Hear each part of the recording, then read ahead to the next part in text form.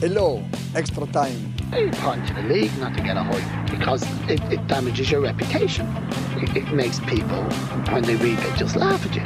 The single block, they're playing in the League One and they're playing in the Europa League and they're credit and the game in this country. Maybe we should get Stephen Kenny then to manage the Irish team. Welcome everybody to another episode of the extratime.com podcast. Your host Luke Jordan. Delighted to say Macdara Ferris alongside. Macdara, how are you? I'm good. Happy to be here, enjoying Halloween evening. Lots of fireworks going off over my head, but hopefully you can't hear them. Yeah, if you do happen to hear doorbells or fireworks or knocking on doors or knickknacks, please excuse us. Yes, we record on Halloween, but I think we're okay. I say you've had a good weekend, Macdara. Good weekend. Great to see the trophy presentation yesterday. I think even the people who aren't fans of Shamrock Rovers could really appreciate just what that trophy presentation meant to Stephen Bradley and his son Josh Bradley. It was amazing scenes at Tallaght Stadium on Sunday evening, and the club had tried hard not to get people on the pitch. They wanted to have a proper trophy presentation, and what that allowed was to do kind of a lap of honour and friends and family of all the players and the management team were able to come on, and then it was just great to see. If you're a Shamrock Rovers fan, these are heady days. I remember being in Talca Park when Rovers, the hardcore fans, it was down to about 500, and there was a record league attendance at a league game in Tallaght Stadium on Sunday night of 7,700. And if anyone has seen the footage, that North Stand is rapidly going up and should be ready for the start of the season. And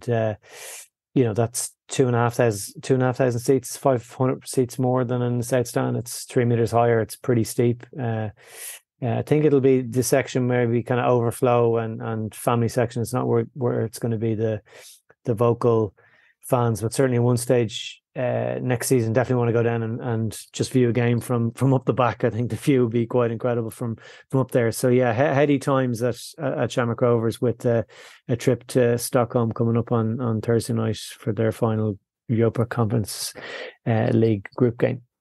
That's interesting. I actually thought, because obviously being at the game myself Thursday, the Ghent game, I would have thought that the ultras or the singing section were going to go into the new stand. I thought maybe that's where they're going to go, because it's quite high.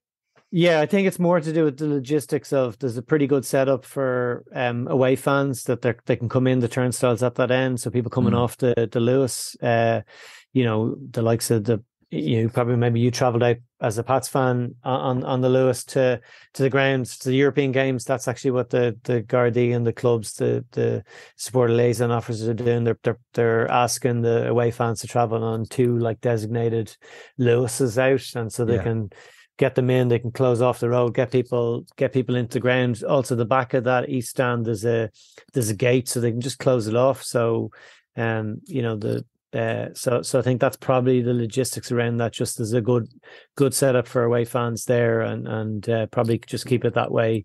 The car park where the south stand is down that other end as well. So, and there's a bit of refurb work going on in the main stand, the west stand during the close season, just to improve some of the media facilities and the Rovers club offices. It looks like they're going to go down to below that north stand as well. It felt like a big moment for Rovers this weekend. I don't know why. I thought, I know they've won 3 in a row, but this feels like the biggest one they've won the league, because obviously the first season, truncated season with COVID, second season behind closed doors, but this season, fans back, big attendances. It feels like a big moment for Shamrock Rovers in the league this year.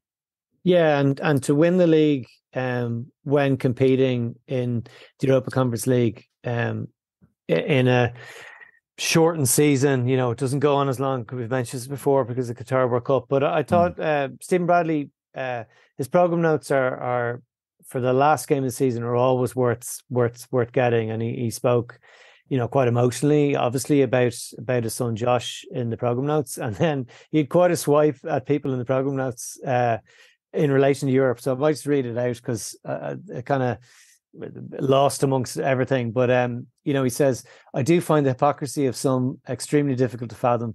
There's a general acceptance that the domestic league must develop, and each club must aspire to attain a sustainable business model so we can improve and grow the industry. Shamrock Rovers have led that from the front in this regard. Our success has not been due to luck or because we've gambled or thrown money at the playing squad prematurely. 6 years ago, we began a plan to grow the club step by step from youth right the way up to senior level.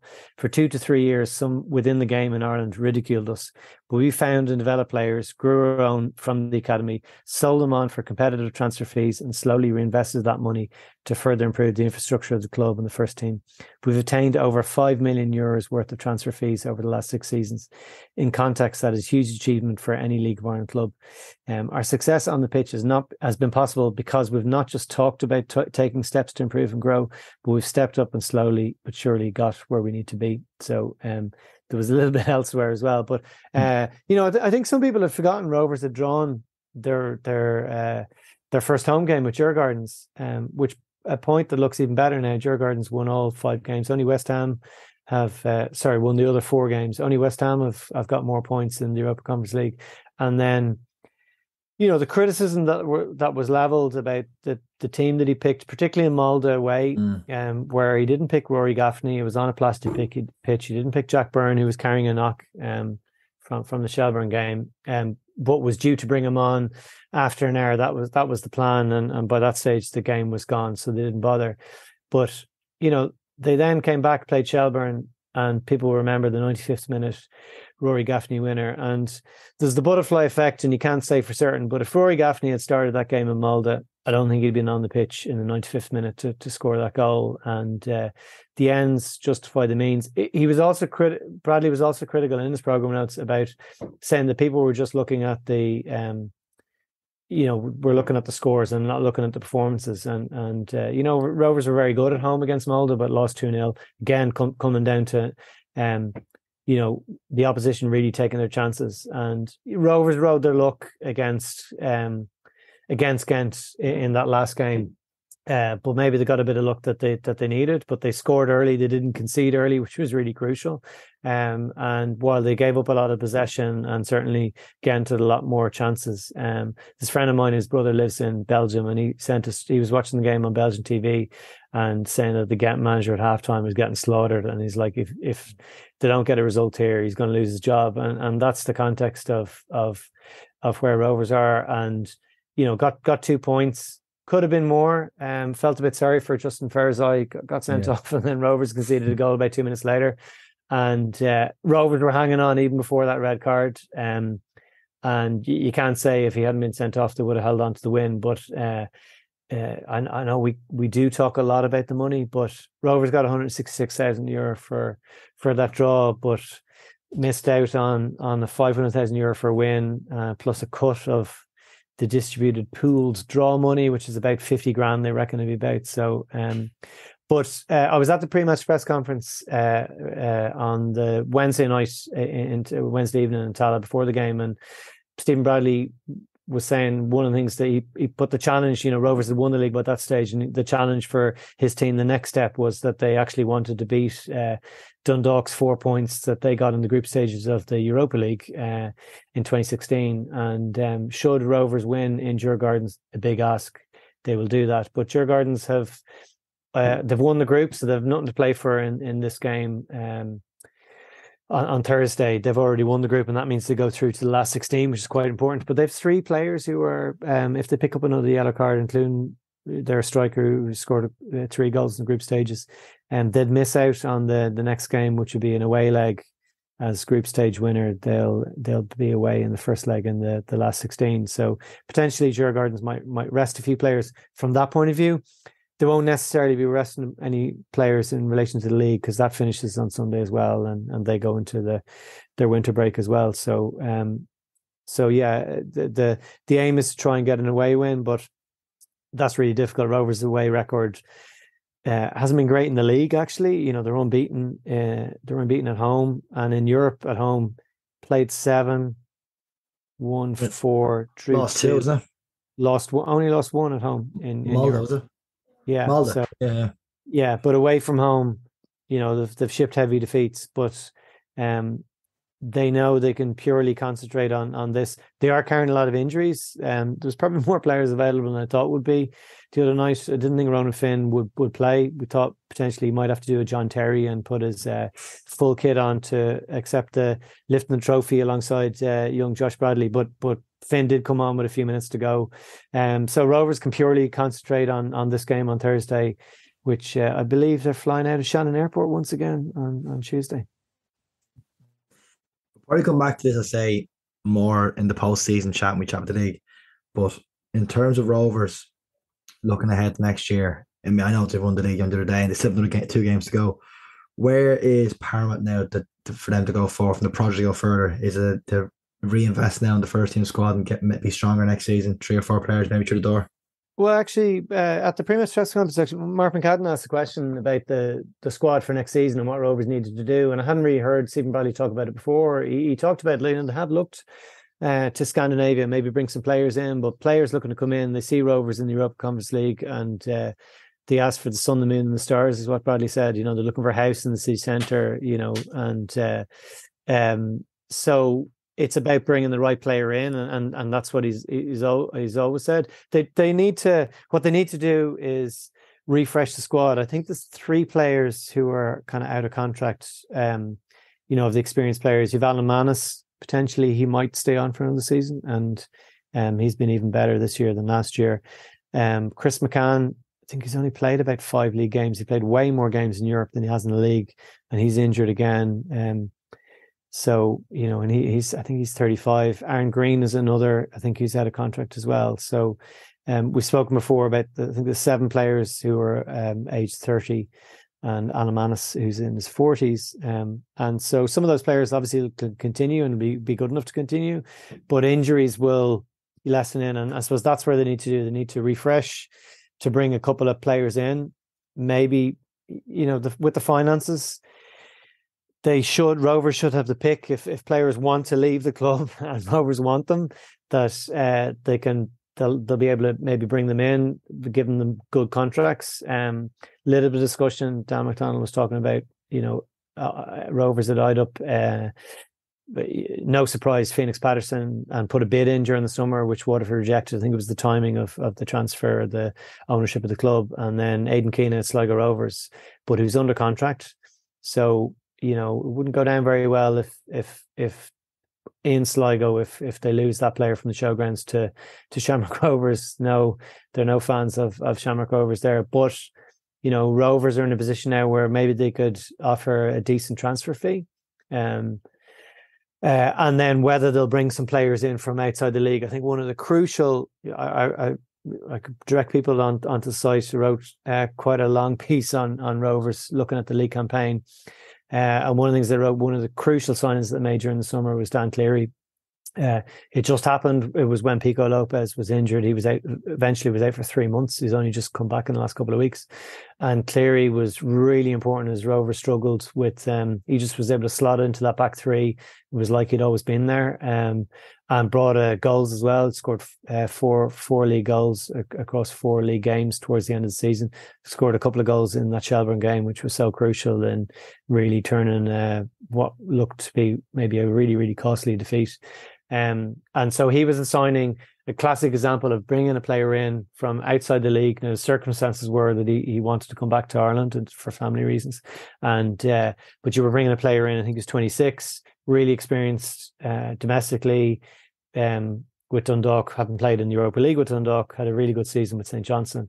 And, maybe Rory Gaffney's another example of a player that Rovers have brought back, again, on a different age profile to Cleary, but someone who'd a very good professional, had played in the League of Ireland, moved to the UK, done very well, and has come back and has really been, the star player for Rovers this season, and certainly the player of the year in my eyes. So they're the kind of things that they need to look at.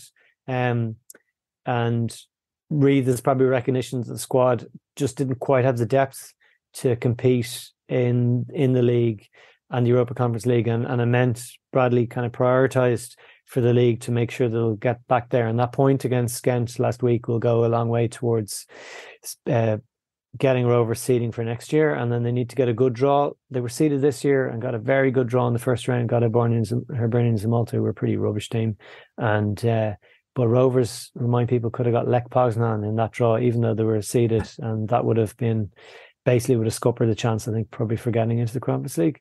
I haven't heard, but I would imagine that the ambition is to go one step better, and they'll be aiming not just to get to the group stages, which was the aim this year, but probably to get to the Europa League group stage. They did get a chance to get there and fell at that hurdle against a very good Hungarian side. I suppose the big question as well is which Bows player Shamrock Rovers will sign this season. Well, it's Liam Burt is the big one. He was back in. Declan Devine did bring him into. He'd been kind of cold shouldered, I think. But that's what, for players who are out of contracts and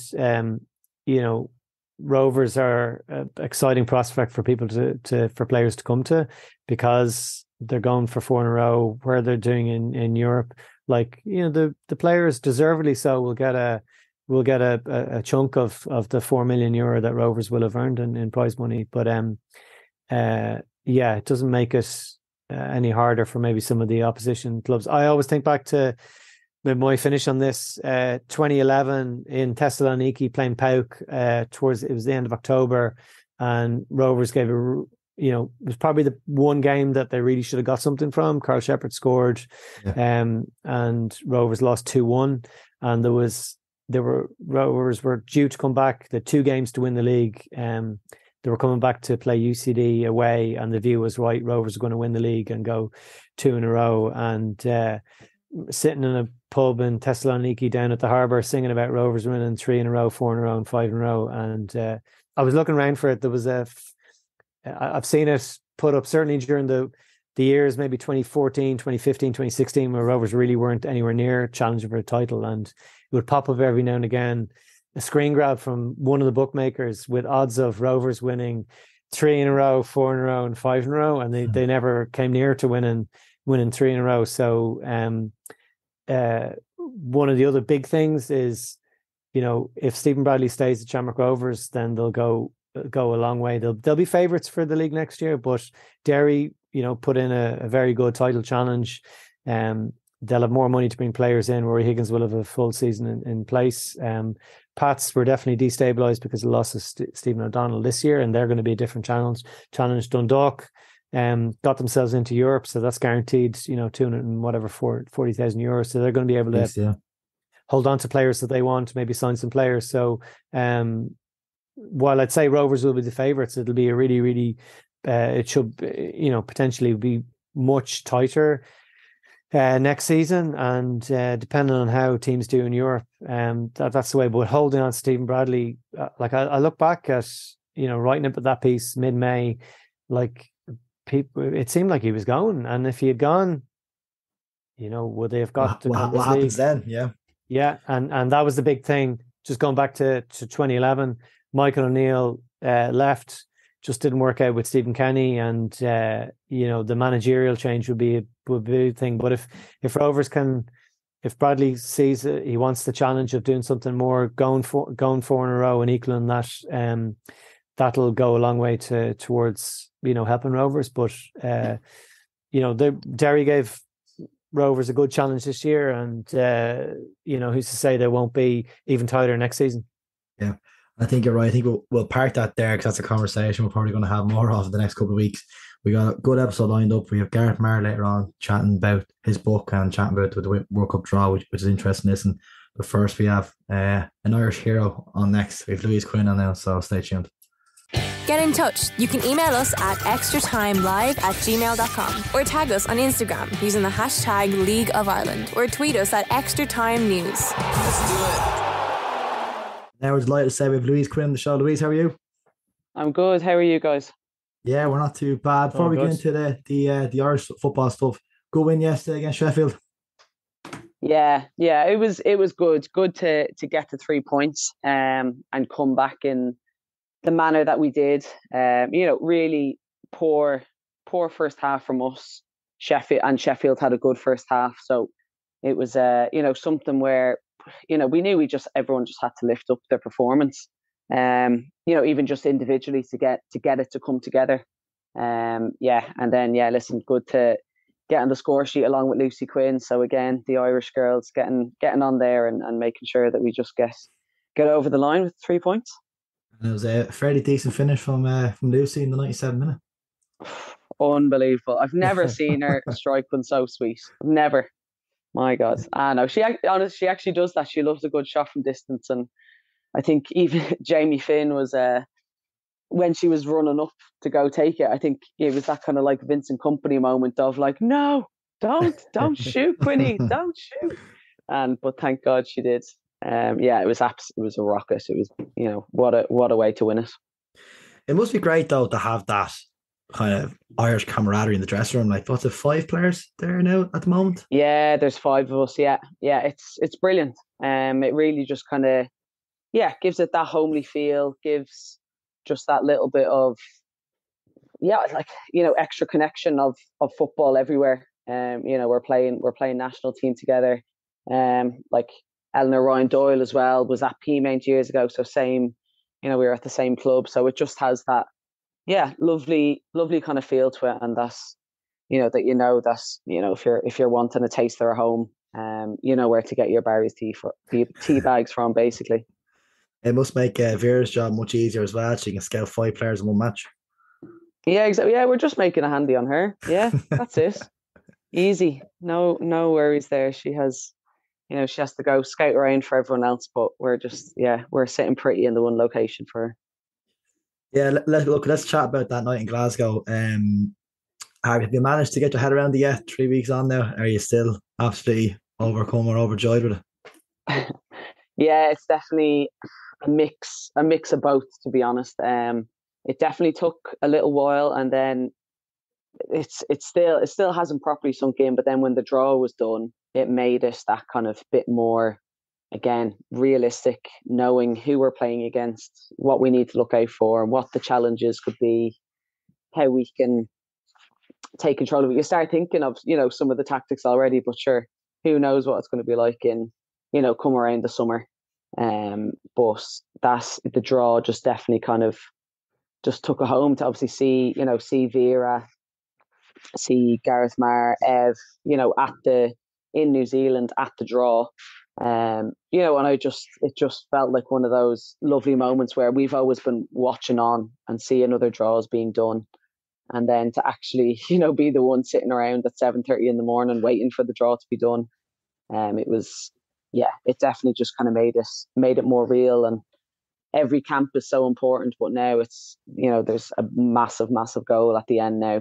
Come the summer, the one that we've all been dreaming of. Just on the night itself and on the game, obviously there was 2 big incidents in the game, and one went against us initially, which was the penalty to Scotland. What's the process in your mind there when the referee points to the spot and the penalty to Scotland? Like, what's going through the head? It was a tough one, because I thought we started the game like really well, but just like good intensity. We were winning individual battles. Starting to kind of, we could see the pockets of space that we were able to take, and see that that we have runners in beyond the line, and that that was going to work. And again, just that everyone was up for it. It was that kind of thing of, we actually don't have nerves going into this game now. And then, listen, the penalty happened, and it happened. And in the moment, I did think it was a penalty from where I was standing. I saw us kind of strike Niamh's arm, but, obviously completely unintentional. She made an unbelievable block. I think if she hadn't have made that, it was potentially a goal, for sure. So, but obviously then you're just kind of like, wow, is this the moment that kind of turns it? How are we going to handle this? And then, I don't know, we just took the time, and then it settled down, and she was just getting ready to, take the penalty. And I still had this aura of confidence of, even, let's say if she did score, I was like, grand, we'll be ready. We're still ready. But I just, I had this confidence in Courtney. We've been doing penalties all week. And even as time was going on during the week, practicing penalties, again, she was just getting far more assured she was saving so many more. You know, it was just this thing where she was just getting her timing right and reading body language and everything. She was just doing it so well. So yeah, so when she saved it, I wasn't surprised. The only thing I was surprised about is that they gave a corner afterwards, because it was, I think I nicked it off whatever player it was then. So it was a goal kick, but she gave a corner. So I was just raging about that. But obviously ecstatic then that, you know, that Courtney saved it, and it was a brilliant save. And even then, Casey was saying some stage after the game that she saw Courtney watching clips of Caroline Weir taking penalties, like on the bus on the way to the stadium. So, you know, it's just those little extra 1%. It's a small details, isn't it? It's a small details. Taking 5 minutes, if even, to have a look at a few clips. It was probably, it's probably a minute or two worth of clips. It's nothing. And she took the time to do that. And that's, again, one of the biggest moments that has sent us to a World Cup, keeping us in the game in that early stage. And then that was just, the confidence then was sky high. After, obviously, Maher scores that goal, and like, I can imagine being on the pitch, that must have felt like the longest 25 minutes of your life. Like, that's just ingrained in my head. If I was playing in that game now, like, I just felt the clock wouldn't be moving. Is that what it felt like during the game? Yes. Yeah. Let's be real. Yeah, it did. It took ages. And then there was 6 minutes of added time. But again, it was a really nice time to score, you know, because we were looking at some of the moments as well. And it's like, God, if we had scored early in the first half as well, it would have been like, you felt like you may have had to defend it for 70 minutes, you know, kind of in that manner. But it was just it was a perfect time to score. And then again, I just feel like as the back line, we still, like, I'm not going to say it was comfortable, but we just felt assured that they just weren't going to score. That's, you know, there was a moment, I think it was when Megan Campbell maybe went down just with a bit of an injury, and I just turned to Fahy and Diane and Courtney, and I was like, this is our bread and butter now. This is what we do. This, you know, defending the box, winning it, setting the girls off, you know, to go on another attack if needs be. So it was listen, it wasn't comfortable, but we were confident that we could still keep a clean sheet. And again, that was proven in a lot of our latest results as well, that we're very, very good at keeping teams out, whatever it takes. Louise, it was a reward for a very long and hard-fought campaign, but the players were all very generous afterwards, talking about the players who had come before them. Obviously, you were there in 2017, and people have talked about Liberty Hall, but in terms of, you know, players like Olivia O'Toole and Emma Byrne who soldiered long and hard with the Irish national team, but you guys were very generous in saying that they gave you the platform that you guys could continue and then get this reward to go to next year's World Cup. Yeah, it is, and we talk about them. I think I even had a chat with some of the guys, and Emma Byrne's name probably gets brought up every camp, to be honest. She's still a massive part of this team, and everything she's done. You know, even if we're just talking about memories of past games, you know, it's just, we love to talk about it. We want to make sure that the younger girls coming in know about these players, because they have literally, you know, shone the light for us. And you know, Emma put her neck on the line for the team back in that day, but she wanted to do it. She had the knowledge to do it. She wanted nothing more than for, you know, an Irish national team to get to a finals, because she was playing at Arsenal with the best players in the world as well, and in Europe at that time. And, you know, and when you have to constantly watch your teammates go off to these tournaments, you know, you support them, but you're just devastated that you can't be there as well. And then, so that's, for us, it's a given. They're, you know, a massive part of this. And then, a few of us saw then Olivia O'Toole in the crowd afterwards as well. And Diane saw her from a distance. I did have my glasses on. I couldn't see her now from the distance, but Diane was like, there's Olivia O'Toole. So we just legged it over to her. And again, she was just, you know, she was bawling, and she's again, the best Irish goal scorer there is. I'm not sure if there will be anyone that's going to overtake her and for a long, long time. And for her to kind of do that without getting to tournaments, without playing, a few hundred games, she was able to get to, I think it is 56 goals for her country. And that's, for, I suppose, the level that Ireland were at, back in those days, she's just, someone who you look up to constantly, and just led the way. Louise, obviously, it was spoke about in the build-up of the heartbreak of the Ukraine game 2 years ago, and it was used as that motivation to kind of make sure to break down the barrier to get to a tournament this time. Just had listened yourself to an interview you did recently, and I was talking about you had nerves coming into the Ukraine game, and you spoke about that.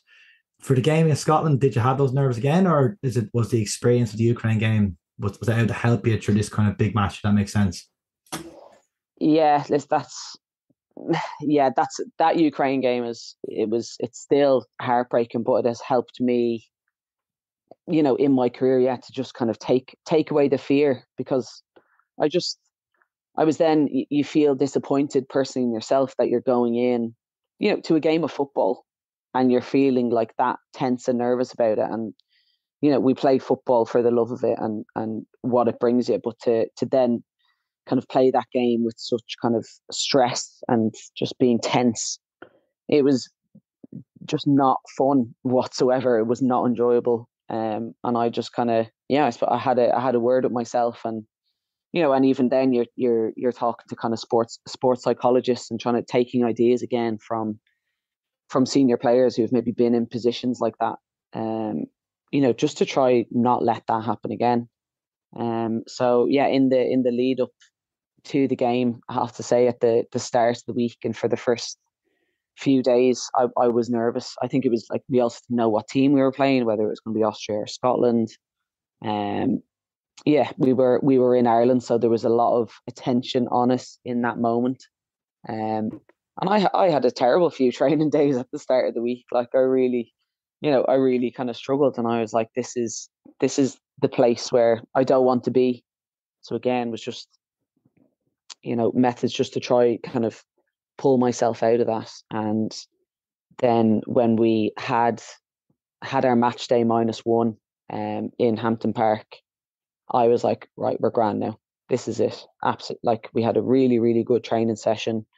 We had to wait a little while for the training to start. And yeah, so it was just, we were doing keepy uppies in the dressing room, just having a laugh, waiting for everything to start. And it just kind of took away, it just made everything just not kind of nice and easy, and just, just having a bit of fun again, like we know we're going into the biggest game of our lives, but what is it without kind of, messing around with your teammates, just kind of making sure everyone's relaxed and themselves, being themselves, and not be tense going in, thinking you have to be, this kind of super serious, super tense kind of situation. So yeah, once we did that training session, everyone was just honest, and I was like, right, we're grand now. So thankfully, match day -1, then it was, I just felt good, and I was like, I know everyone's going to be able to go into this now and just give their best as well. That was, and that's it. You just ask for everyone to, when they're on the pitch, try give their 100%, express themselves whatever way they can. And then that came across in the game. For the group, and even for yourself, was there a moment when you realised that, this is achievable, we can qualify for tournaments? Because I look back maybe at that kind of run of friendly games you had with very organised kind of against top ranking sides, and maybe the moment you beat Australia 3-2 at home, was that kind of a watershed moment for the group, maybe or maybe there's another moment maybe that you thought, but we can compete against these teams, and we can qualify for tournaments? Yeah, I think that was a massive turning point. It had to be. I think it was the excitement of that was the first game, getting the crowd back, kind of after COVID and restrictions. We'd gone away as well in the summer to Iceland, when it was actually, and it was the summer, it was May or June, and it was like 1 degree. It was freezing. It actually, it was one of those camps that didn't go great. Actually, it was just, and the games weren't great. We didn't perform well. So I think it was just, we wanted to, again, put that behind us, but then we were facing barriers that we have to learn how to mentally overcome. And then I think just the excitement then of getting back in front of a crowd against, a great team. We, like some of the girls, we know a good few of the Australian players. And so it was just this massive challenge that we wanted to put ourselves up against. And again, it was just one of those games where, yes, it proves, okay, yeah, we conceded goals, but then we were also just answering back straight away with goals. Lucy Quinn getting the first one, stepping up over a free kick in her first cap. The bravery to do that, taking a free kick off Katie McCabe, unheard of almost. So to kind of do that, put that away, it just really kind of got us going. And then from that, I think we've just completely pushed on in every game. But for me, I think we've had really, really good games, but we still need to kind of complete a 90 minutes of near perfection. That's very, very difficult. You can definitely do 75, 80 minutes. There's always going to be times where teams can turn the momentum, but we've just got to make sure that we can take that pressure. And I think that's something now that we've learned a lot, how to take waves of pressure, but be in control of it. Looking back across the qualifying campaign, particularly away from home, the form and the results and the performances were really key. You look back to those away wins and that draw in Gothenburg, where Sweden hadn't dropped points in a qualifying game for a good few years. Does that mean there's no fear when you go to, it's a tough enough draw, you'll be playing the hosts, but that gives its own challenge. Playing against Canada, who they had beaten Sweden in the Olympic final, but you've played these teams, you've played beaten teams that are ranked above you, having started in the third seeds, beaten Scotland as well. So that give you that kind of when you go to Australia, that there's no fear for the games that you're playing against. Yeah, I think so. It's going to be, I'm thrilled we got Australia in that first game, the opening one. It wasn't in any way fear. I'm sure there's definitely be some nerves coming closer to it, but to play the host in what's going to be a sold out stadium, for me, and we're going into this just to, again, just keep going and proving ourselves. And so for me right now, I feel like the pressure's on Australia, to play in front of that home crowd of their, their World Cup along with New Zealand.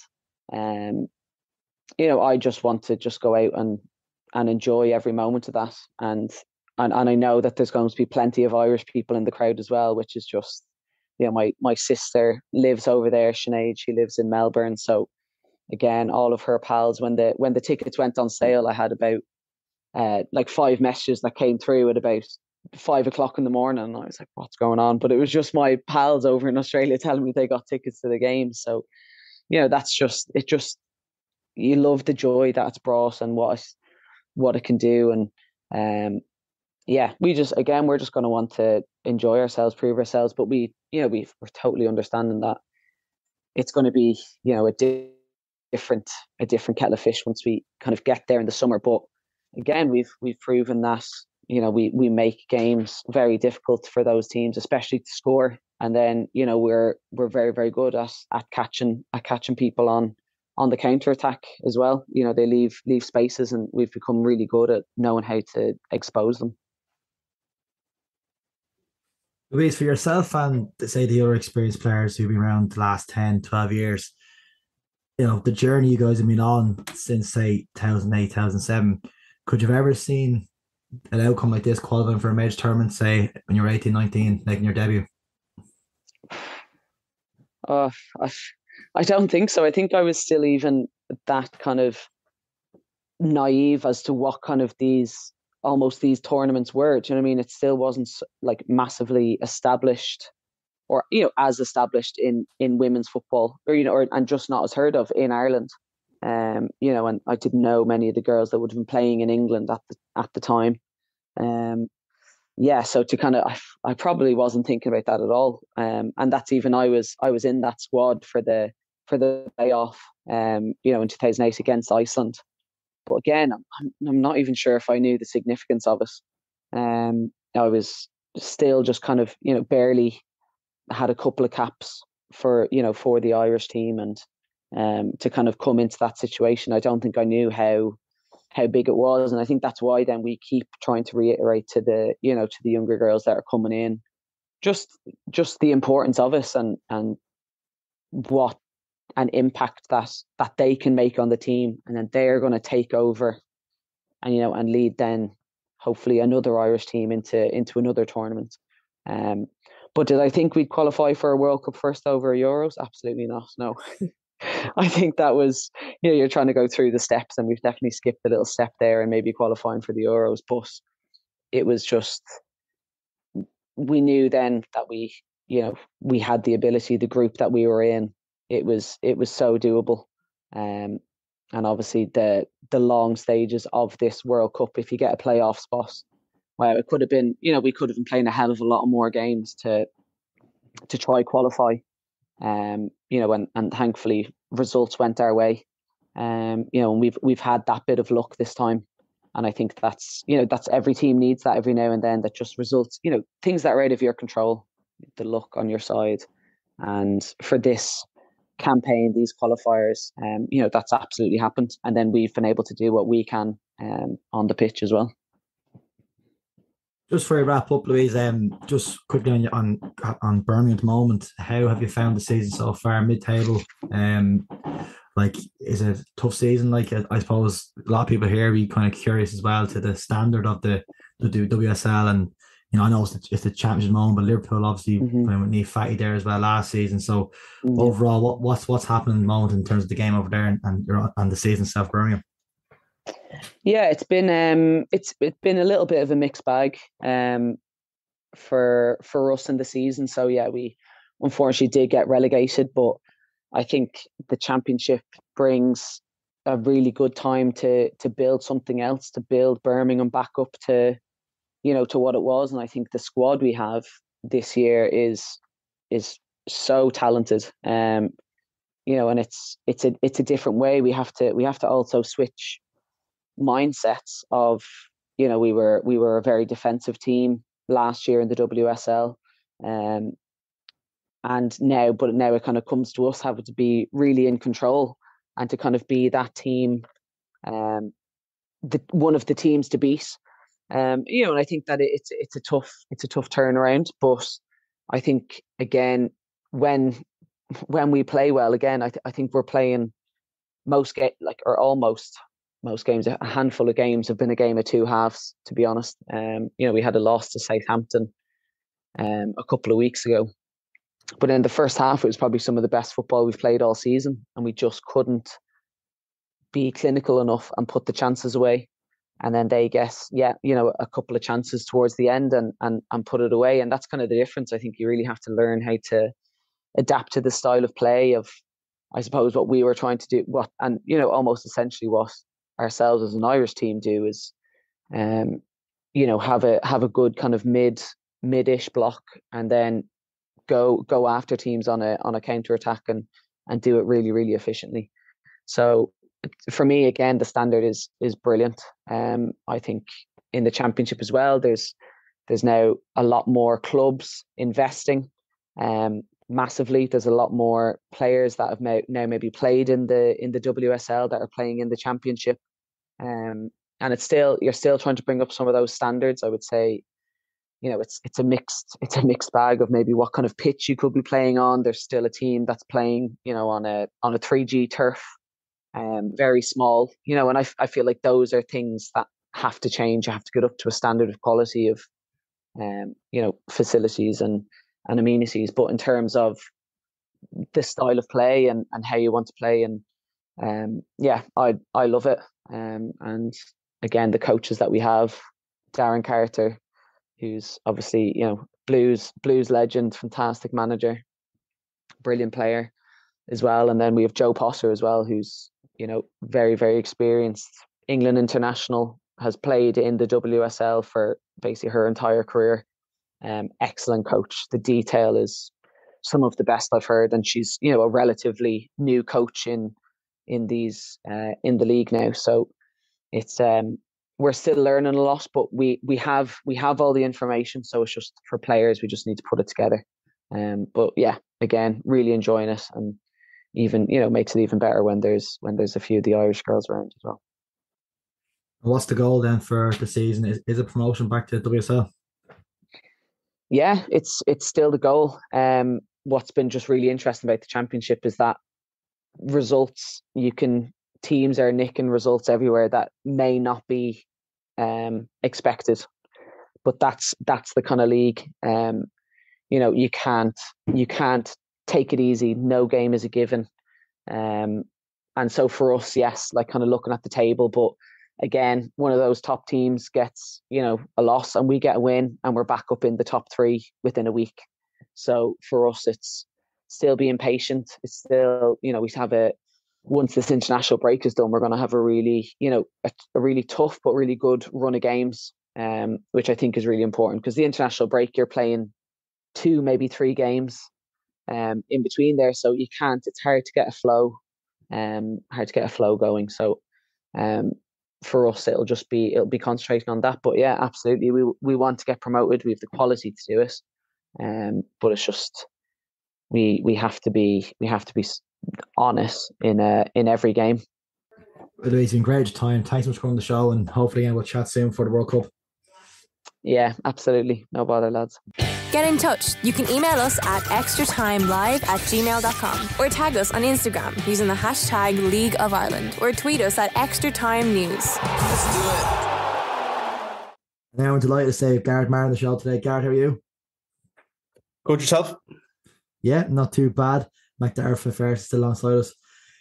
Before we chat about the book, Gareth, a quick word maybe on the World Cup try. You've just a bit jet lagged, just flown back to New Zealand. Yeah, long trip, 7 hours Dublin to Doha, 12 hours Doha to Melbourne, overnight Melbourne, then 3 hours to Auckland, and done the draw in Auckland. And then after that, then we obviously got drawn into a group with all of our group games in Australia. So we flew to Sydney then, 3 hours. And when I eventually left Sydney was, 15 hours Sydney to Doha, and then 7 hours Doha to Dublin. So yeah, it was a long old trip, and it was interesting to do it, because obviously this is what the team is going to have to do next summer, and we have to figure all out the logistics, which is a huge job for our operations manager Evelyn McMullen, and she was part of the delegation that went down there, as well as our operations director Barry Gleeson and Vera obviously as well. So it was good to kind of experience the travel and what's involved in it. The draw itself was quite amazing, really. It's pretty cool to be part of that, and to be one of those 32 countries that are there, and when you're in around that and you're seeing all these people that of who's who of women's football, really, behind the scenes, and it was a really good, well organized event, and we got a tough group, and we're excited to get going. On the draw itself, I suppose, what was the reaction when we pulled Australia, the home nation? Yeah, I think secretly, or maybe not so secretly, I think we were kind of hoping for New Zealand a little bit. Australia, I think they were probably our second one, because I think we wanted one of the co-hosts, and I think Australia was a nice one in some ways, because we know there's so many Irish down there, and we know that, as Vera said in interviews, that we probably will have a little bit of bias in the crowd when we play them, but we're not naive to think that they are the home team. There's going to be a great buzz around them. And we went to Sydney Football Stadium, which we'll play Australia, and it's an absolutely magnificent stadium. It's only opened a couple of months, and I can only imagine what it's going to be like with 40,000 people. I think it's a really tough group overall. Canada, obviously, world-class team, ranked 7th in the world, but I think they're probably realistically higher than that. And Nigeria are definitely better than their ranking as well, as Ferris has alluded to in interviews. So we're no doubt it's a tough group. The travel will be a big factor in it. We start in Sydney, then we travel to Perth, back to Sydney, and then to Brisbane. So we just have to handle it. And I think one of the things that's been a hallmark of this squad over the last couple of years has been how they've really stood up to adversity and the challenges that have come their way, and it's something that we've learned under Vera to really embrace those challenges. And I think this is just really the next one. And no matter who we got and drawn against, I think this is the World Cup. These are the best teams, and this is where you want to be. So I don't think there's going to really be an easy draw. So, it is what it is, really, and we just embrace it. It's a different code, but I've been watching the 2020 Cricket World Cup, and Ireland were playing Australia the day we were recording, and that match I think was in Brisbane. They've played in Melbourne at the MCG, and listen to some of the players, some of the Irish cricketers, they've been talking about the support from the Irish in the ground, but also playing against these big teams, and they were relishing it. So I'm sure the players for next year's World Cup absolutely can't wait to play in those stadiums you described and play against those big teams. And they've done really well against teams that have been ranked higher than them over the qualifying campaign. Yeah, it's quite a deliberate tactic that Vera did. I think it was a 7-game losing streak that we had, but they were all against higher opposition, and that was the whole purpose, to test ourselves, and also to bulk up our squad as well, so that people, girls in the squad, had experience as well, that we weren't just playing the same 11 all the time as well.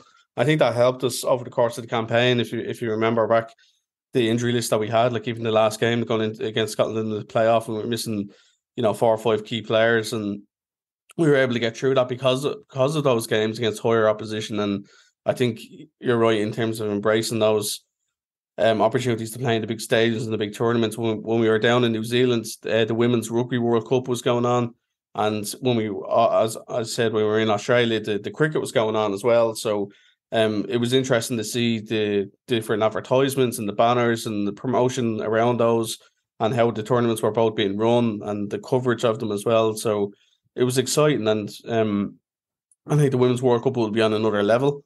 It seems to be that this is going to be the biggest sporting events next summer, I think. But also for women's football, I think this is going to be bigger than it's ever been before. And I said it's really exciting for us to be part of that. Just before we move on from the women's section, Gareth, we had Louise on earlier on, and she was wanted to ask you pretty much, would you consider a career in motivational speaking? Because apparently you're a very motivational character in the dressing room for a game sometimes. Oh, I am? Yeah, apparently so. This is what the word comes out of the camp. This was Louise. Okay. I give Louise a brown envelope for mentioning that. Well, okay, I'll take that, I suppose. I suppose it's been quite a journey for us, players and staff over the last couple of years. Vera came in 2019.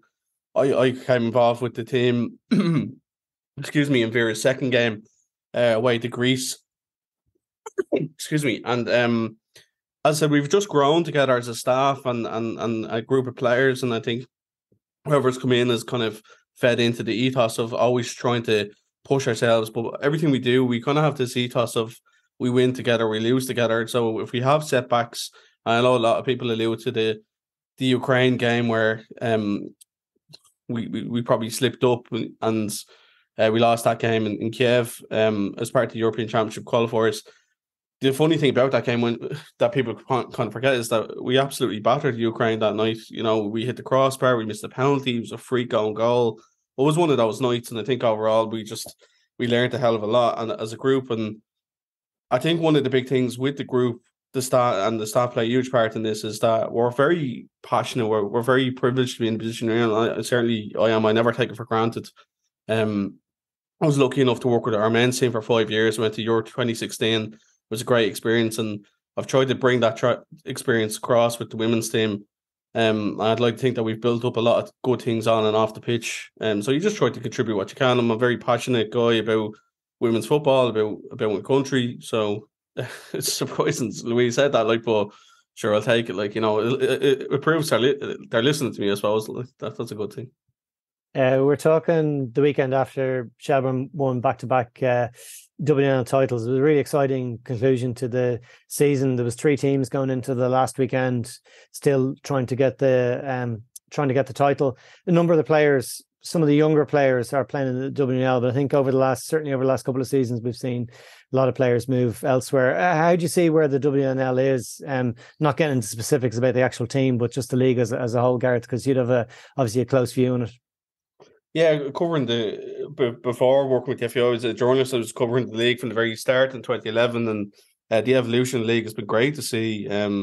I think it's a very young league now, with the average age of the players, which is no bad thing. I think that's probably a reflection of the League of Ireland as well. Probably quite similar. It's a lot of younger players are getting chances now at teams. I know a lot of people have made a lot about some of the better players moving on to England and further afield, and that's not a bad thing, because if they're going up a step up in level to professional standards, well, that's a good thing as well. The standards of the WNL will continue to rise. Semi-pro status will come in the near future, and it's just kind of sorting out that, make sure the structures are right. I think overall the quality is good. It's great to have the title race that we had last year in 2021 was brilliant right down to the last day of the season, and this year the fact to have 4 teams, if you consider that Wexford could have won the league on the last day and they ended up in 4th position in the end, it's kind of a bit weird, you know. I think Sligo have been a great addition. Obviously, Athlone have been brilliant the last couple of years, and particularly this year, Bohemians too. I think Shamrock Rovers, if they get in, subject to licensing, which you imagine they'll pass that, I think they'll add it as well. And it's great to have a club with that brand. I know they were in for the first couple of years and then they fell away, but having Rovers back in, I think, will be big. And then at underage level, we've got teams knocking on the door. Excuse me, you've got Waterford, Drogheda, Dundalk, Finn Harps going to emerge with the Donegal Women's League, Cove Ramblers. So there's a lot of teams there which will give a good geographical spread to it as well. I think there's a lot of things that we continue to work on. I think the coaching standards has definitely improved. The fact there is a pathway there with the 19s and the 17s league is great. I'd like to be optimistic about it, and I think that it's interesting to see how many players continue to be involved in international squads at 17s, 19s and senior level as well. I think that's a reflection of the league, that they wouldn't be picked for tokenistic sake. It's that they're good enough to be there. Yeah, that's a Darren Manners. We wanted to talk to you, Gareth, about your book, and you might go, which book? Because you've produced 2 books in the recent past. Obviously, Claire Shine's autobiography, which is been a really, really important book and shortlisted in terms of sports book awards as well. But specifically, we want to talk to you about Away Days, which you've written about 30 years of Irish footballers in the Premier League. Can I maybe ask you first about the genesis of the project and how you kind of went about it, and how long a project was it for you? Was it something you'd been working on for quite some time? No, not really. It was something that was in my head for quite some time, in terms of I've always wanted to delve a little bit deeper into the stories of Irish guys who've played in the Premier League, and it just kind of morphed into something else. I originally was kind of just focused on a few footballers and do a story around that, and then I saw that there was the 30-year anniversary coming up to the Premier League, so I said, okay, maybe tie in with that. And then once I started the project, I was like, well, why don't I do 30 players, one for every year? So that's how it just quickly went that way. Claire's book, we started in January and finished in February. So that was quite an intense period of time doing that. Came out in June. I started Away Days. I would say end of April, start of May, and finished. I think I submitted at the end of June. So probably about a month and a half, kind of. I now know why people who write books take time off work. So that was probably a learning in itself. So yeah, the book morphed into something I didn't think was going to go into. Again, getting 30 different players. That was probably the biggest hassle, really, just because they're all on different schedules and different parts of the world and stuff like that. But all the guys in the book were extremely helpful, extremely giving with their time as well, which I really appreciate, and some of them opened up really well in terms of I would have had relationships with a couple of them in terms of having worked with them before, which helped. But there were guys there that I'd only spoken to the first time as well. So I think there's a nice kind of array of different guys at different levels, different stories, different backgrounds. You've got like Shay Given, who's the all-time appearance holder, 451, and then you've got Paddy McCarthy, who won. And I think there's a real contrast between their stories, but then similarities of what they've all been through as well. Yeah, I haven't read the book, and I did really enjoy it. I'm not just saying it because you're on the podcast, but Thanks. Those different stories really make the difference. Particularly, I suppose, some of the more recent players obviously playing in the Premier League, the likes of the spotlight that's on them, the finance that the rewards that they get for their work is very different from some of the earlier players. And actually, I probably particularly liked. I'm of the age where I remember the start of the Premier League.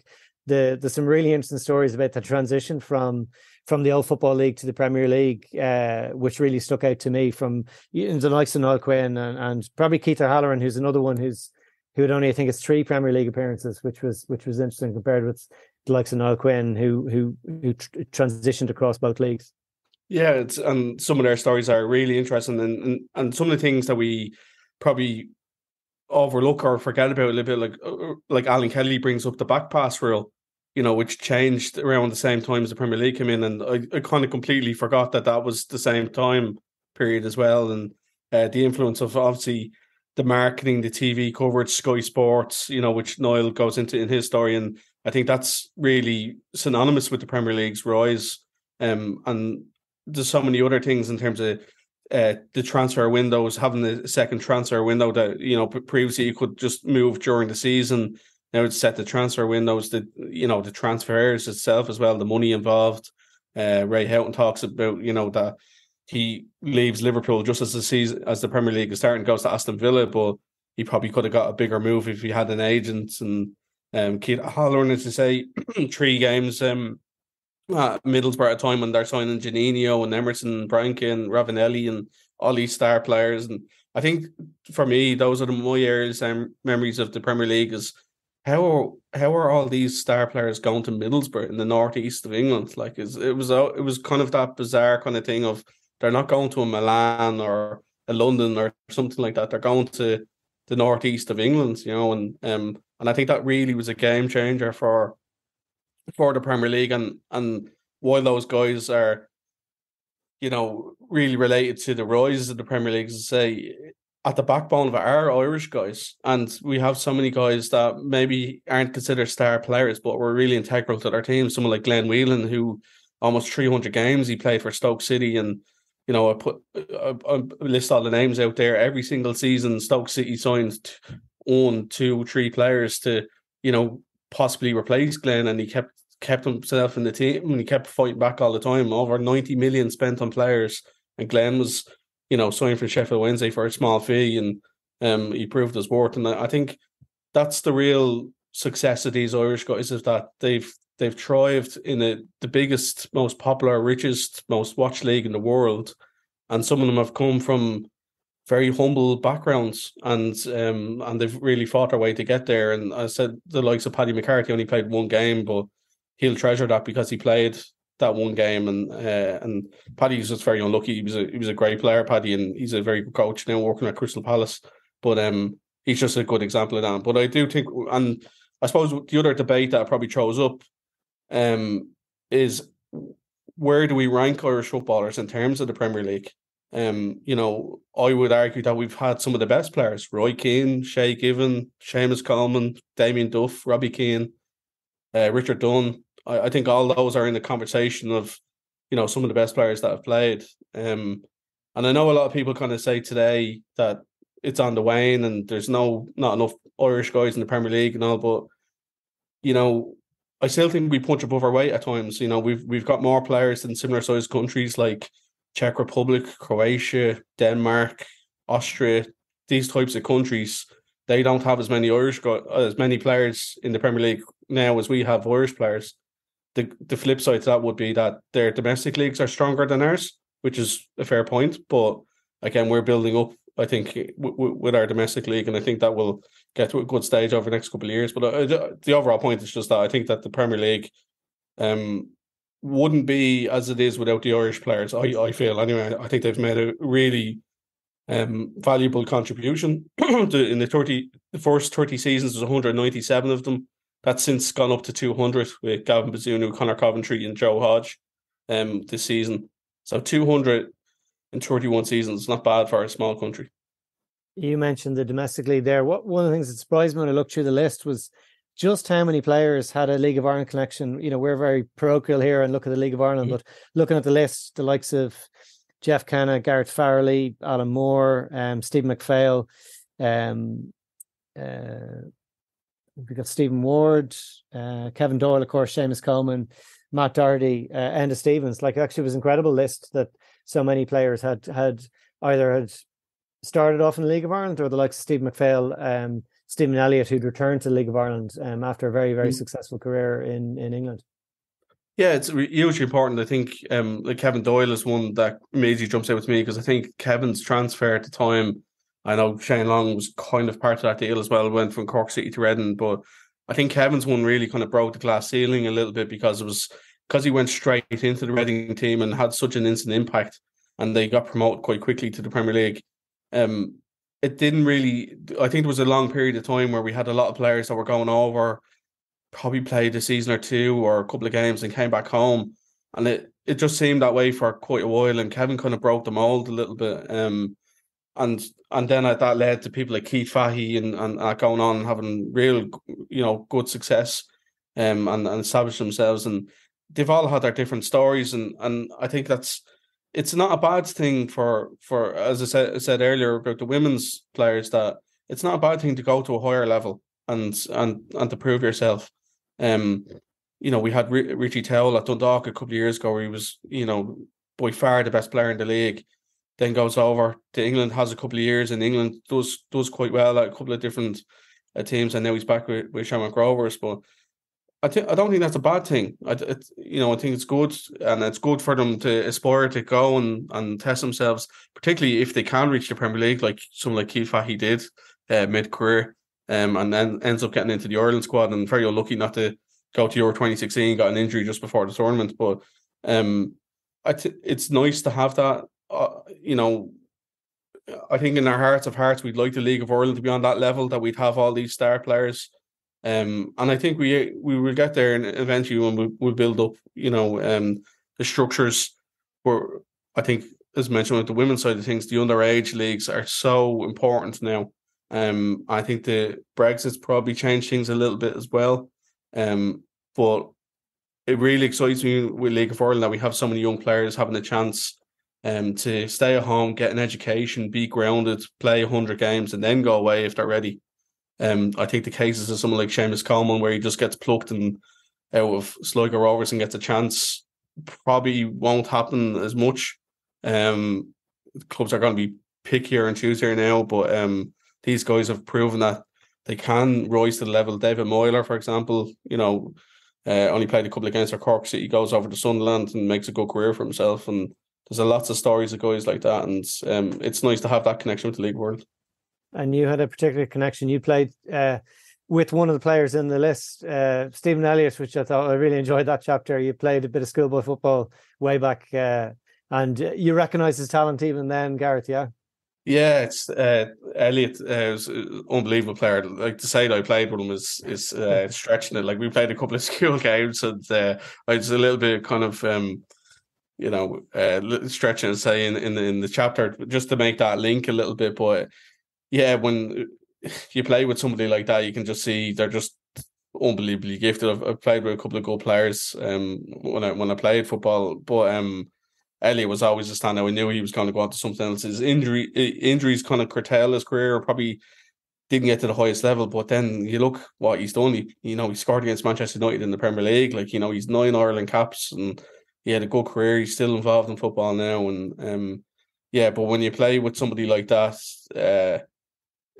you can see how because one of the funny things when you speak to the footballers, if you really want to annoy a professional footballer, particularly a Premier League footballer, you just say, oh, I could have made it if I didn't have a bad knee or a bad back or something. It's the one thing that gets on their goat more than anything else. So I'm not ever going to say I was on Elliott's level, but I can, if Elliott was calling by his nickname, but is Stephen, if he was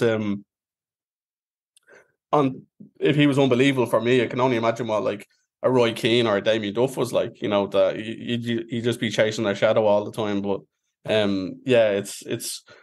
I think you get to appreciate how good these guys actually are, and especially nowadays when you see. It's not just talent alone. They have to have the right mentality. They have to they get, fitness tests every day. They get tests for body fat every day. Like, you look at someone like Andrew Bomadele, who's in the book, like, his dedication to his craft is just so impressive. And it's no wonder why he's thriving at such a young age and doing so well. Unfortunate to get relegated with Norwich, but that's probably good for him getting game time in the Championship with Norwich. He'll be back. And he's going to be a starter player for Ireland, as he's already shown in a few caps that he's had. But his dedication epitomises what a modern footballer needs. And anybody who's aspiring to try to get to Premier League level needs to look at someone like him and see what he does to put in every day to stay at that level. From the 30 interviews that you did, Gareth, is there one that stands out, maybe went a different direction that you really didn't think was going to go? The Matt Doherty one was interesting. I thought Matt was incredibly open in admitting some of the things that he admitted in interview. I know Matt a long time, a huge amount of respect for him. And I think it's great to be able to get that modern insight. That insight from a modern player. He's playing at a top club in Tottenham, and yeah, he talks about things like money and isolation and how he feels and about staying off social media, and things like that. So I thought that was interesting. I thought Stephen Quinn talking about the fragility of being a footballer. He lost his mother and his father in a short period of time when he went over to England, and how he dealt with that. In the same way that I suppose we look at sports people, elite sports people, as if they're machines. I think Stephen kind of shows that, they do grieve and they do get affected by things in the way that everybody else does. Like, and I know that sounds silly to say, but sometimes we kind of think that these are superhuman at times, that they just get on with things. But he speaks in the chapter about, that he never really kind of got over the grief of losing his parents.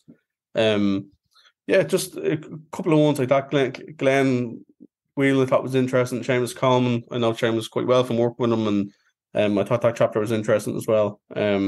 Again, just little tidbits from me. I don't want to spoil it for too many people, but like there's just little tidbits in each one that I'd like to think in each chapter that kind of reveals something new about them that probably hasn't come out before. And again, really appreciative of the guys for their time and their honesty. And the whole purpose of the book is not just to kind of do a Wikipedia, this is the highlights of their career. It's kind of like to show a little bit of a different side to them and something a little bit different. And each chapter kind of focuses on a different type of element that links it back to the Premier League each time as well. Yeah, it's been great your time. Just maybe a quick question for you in terms of the Women's Cup final this Sunday. Another big game. Athlone and Shells, both obviously head-to-head with the title. Athlone missing every 2 points. Should be a cracking game this Sunday. Yeah, really looking forward to it. I think it'd be a great game. Shelbourne obviously going for the double for a second year in a row. They weren't last year. Wexford beat them in the cup final. Athlone, what a season Athlone have had. Great credit to Tommy Hewitt and the structure that they've built there, the consistency they've shown all season. Hopefully we get a good crowd. So a lot of tickets have already been sold, and if anybody's interested, get your tickets now, because I think it'll be a good day out in Tala for interesting to see if Shelbourne can go again, one more game for them to go for the double. I think it's a flip of a coin between the two of them, but it's great to be going into cup finals, where it is a little bit on the edge, where it's hard to call. It's like sometimes, in the past it'd be very one-sided, or who's going to win and stuff like that. But I think that's a mark of how the Women's National League has kind of developed, as you mentioned earlier. So yeah, really looking forward to it. Hey, been great your time. Thanks for coming on the show, and hopefully we'll chat again soon. Cheers. Thanks a lot, lads. Get in touch. You can email us at extratimelive@gmail.com or tag us on Instagram using the hashtag League of Ireland, or tweet us at Extra Time News. Let's do it. Welcome back. We made a quick tactical substitution. Macdara Ferris was taken off, and Dave Donnelly's coming on for the last 10 minutes. Dave, how are you? Grand, how are you, Luke? Yeah, not too bad. Before we get chatting about the cup final, maybe a quick word on the final day of the season of the Women's National League. Exciting days. 3 teams were going for the win. Shells came out on top. Yeah, it's a bit of a pattern at the moment. There's it seems to be a final day seems to be a big thing in the Women's National League the last few years, and it's great to see. It was great to see 3 teams going into the final day with a chance of winning or at least going to a playoff. Athlone and Shells, the 2 teams that are contesting the cup final next week, they both went into the game potentially facing in a playoff during the week. It didn't happen because Shells obviously won 4-0 against Wexford, but it was a much more close game than the 4-0 scoreline suggests. It's just the fact that it was the final day and both teams were going for it. But yeah, it was a very exciting day, and it was great to watch from my point of view. Yeah, and obviously the cup final this Sunday, big game between the 2 top teams this season. And from a Shell's point of view, going for a back-to-back double be some achievement for Noel King and the girls. Yeah, no, I think like in my opinion, Wexford are probably the best team this year, but Shells just went down there and they deserve to win the league because they went down to Wexford and won 4-0 on the final day. You can't really argue with that. So yeah, it's amazing that they're from where they were maybe a couple of years ago when they had the disappointment of losing to Peamount in the penultimate game. Obviously, it could have affected them really badly, but they've bounced back. They've won 2 leagues in a row now, and even though they lost the FAI Cup final last year, they are on track to potentially win a double this year, and it would be an amazing achievement for them, especially with the number of players they've lost. I think I detailed it in a tweet a few days ago. They lost 8 players to pro football in the last 18 months. The likes of Jamie Finn, Rebecca Cook's gone to America. Emily Whelan's gone she went to England. She went up to Scotland after that. A lot of players who've gone that would have been key players to them, and it's a testament to the production line that they have, that they just keep on bringing in players to keep on performing, and they're on the cusp of something really big at the moment. And we'll mention her later on, but Heather O'Reilly, what a coup that is as well. To the opposition then at Athlone Town, like you were saying to me off air there, like obviously huge achievement, 3rd season in the National League and getting to a cup final. It's a huge achievement for the girls and the management team. Well, they finished 2nd actually. They jumped up above Wexford. So yeah, it's an amazing in only their 3rd season, and especially considering they're only just coming into the league. They didn't have a massive kind of background behind them. They were kind of just they've been, I suppose, just learning as they go. And the fact that they finished 2nd in their 3rd season, they're in a cup final, it's amazing. And the sort of players that they have in, the likes of Emily Corbett, who scored 5 goals last week, on her way to 20 goals in the season, and was very close to the Golden Boot. So, like, there's a huge amount of talent in that club as well, and they're going really well. And I definitely wouldn't write them off for the cup final. Like, Shelbourne are obviously the favourites, but I don't think that Athlone can be discounted at all, because they're performing at a level. They've beaten Wexford the last few weeks. They've beaten Peamount the last few weeks. They're capable of beating absolutely anyone, and I think it's going to be a really, really good game. What do you think then are the key battles then on Sunday? As I mentioned just there, Corbett up front against Pearl Slattery and Shauna Fox in the Shelbourne defence. That'll be a really interesting one. I think Shelbourne will probably control the game, but like I said, Corbett with 20 goals, you can never really be too remiss about what she can do. So that'll be a key battle, obviously. And I don't know if Heather O'Reilly will start for Shelbourne. I'd say she probably won't, but the attacking talent they have up there as well. Abby Larkin's up there, Jessie Stapleton scoring goals from midfield. I just think Megan Smith-Lynch is in great form as well. So it's going to be an attacking battle from both sides. I think attack will be on top of defence in both teams, and it remains to be seen who will get out on top. But it's going to be a good game. Let's hit your score prediction.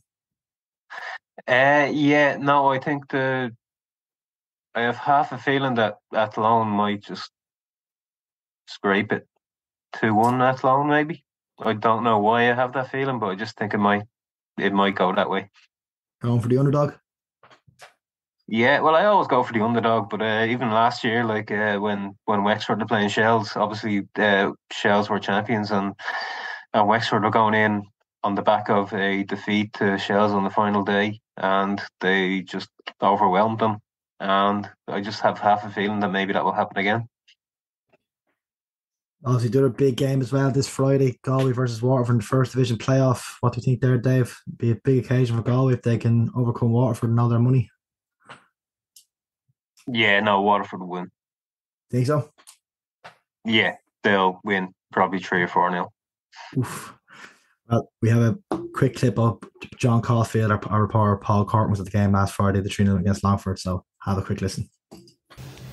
John Caulfield, part 1 accomplished.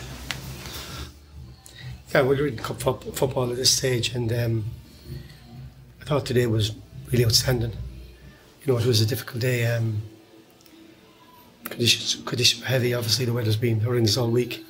Pitch cut up, but I thought really we were totally dominant. You know, we just couldn't get the second goal. I think Luke makes a fantastic save just after half time. Watchy looked like a stonewall penalty in the first half. Adam heads the ball against the post, looked like he had to score. It was that type of game where we couldn't get the second goal to put them away, you know. So it was that was the frustrating thing. But overall, I thought our play was, you know, outstanding. The work rate was outstanding, and you know, it was a good win. And we move on to Wednesday or to Friday night. So you know, obviously we know Waterford are a serious team and hot favourites, but this win will do us good. I think obviously there's no one in questions you were by far the better team on the night, and the 2 late goals obviously will add confidence, and it's nice to see that the 2 substitutes, Mikey Rowe and Rob Manley, both scored. Yeah, and Mikey did the other night as well, and you need impact off the bench, and you know, Rob did very, very well as well Wednesday night off the bench, and you need guys who coming in can make a bit of a difference, because they had thrown caution to the wind. They pushed us back a bit, and we were a little bit sitting in the last 10 minutes, and certainly, you know, Rob gave us a bit of another avenue up top, and possibly could have even scored for a header himself. He didn't get over it, so and Walsh had another one at the back post. But overall, we created lots of chances, and you know, it was good to win. And we just need to get a recovery in during the next few days and prepare for Waterford. I mean, obviously it's nice to score goals. Defensively, very solid all evening. Yeah, you know, obviously we know Jordan's strength. You know, we felt Wednesday night we gave him, you know, we give a striker a free time 6 yards out in the box, he's going to score. And tonight we were much more tighter and solid, and you know, we knew the ball over the top was the one that we wanted. And but overall the lads did well, and we were much more solid tonight. I think they had one chance. You know, I know there was a couple of shots at Cairnsey, but there were shots you expect them to save, but I think they had one chance. Jordan had one, but overall I felt that you know, we were well in control of the match. Of course, so big step up again. Obviously, you know, the final stage now, Waterford on Friday night. Yeah, obviously, and you know, we know Waterford, you know, invested heavy at the break, and you know, they brought in Alex Baptiste, you know, very experienced player for Bolton. Brought Subuala, brought the boy up top. So they invested really well, and that's what you want in Irish football. You want, instead of people knocking clubs or trying to put money in and go full time and have a proper industry here. I welcome, Waterford, what they're doing, and obviously, we're hoping Friday night we can put a strong performance, but, taken over by Fleetwood Town, they have a strong English influence, English manager, Baptiste, Taylor, Wasim, Junior, Patterson, a lot of English players with a lot of experience, and they got the cup semi-final for a reason, and had a really big win over 3-2 games, created lots of chances. So we know how good they are and how difficult, but at the same time, we'll work hard during the week and we'll prepare for the match. And that was John Caulfield, their Galway United manager, looking forward to the game against Waterford this Friday.